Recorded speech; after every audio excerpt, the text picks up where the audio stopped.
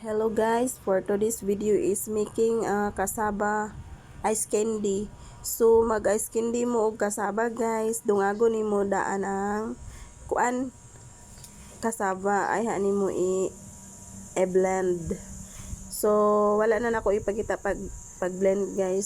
So isulod na mao na ni siya guys, gisulod na sa kuan ang first batch sa silupin. Mao ni ang second batch.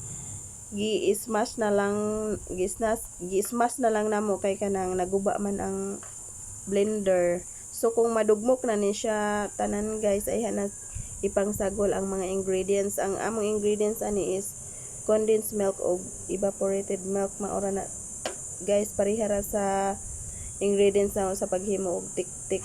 Maora ni nakada og bida kining condensed og evaporated milk.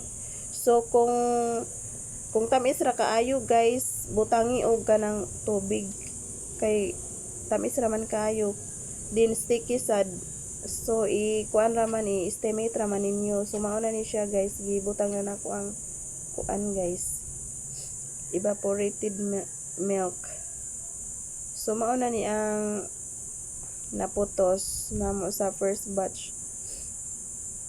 Di apay laing pustonon guys. Okay na human og putos tanan guys. Mauna ni tanan guys. Isulod na ni nako sa kanang refrigerator. So mauna ni tanan ako naputos guys. Ato ning atangan og lami ba ni siya guys. Ako ning ipakita ninyo niya guys ha. So mamahos ako una guys. Ayhan ako ipakita ang kuan. Among ice candy nga kasaba.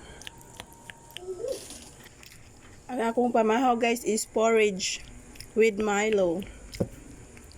Mao ni gipamahaw sa akong estudyante guys. Naglugaw-lugaw rami kay aron mo daghan ba mo tubo. Okay guys. Mao na ni ang ice candy guys. Ako ning putlon guys ha.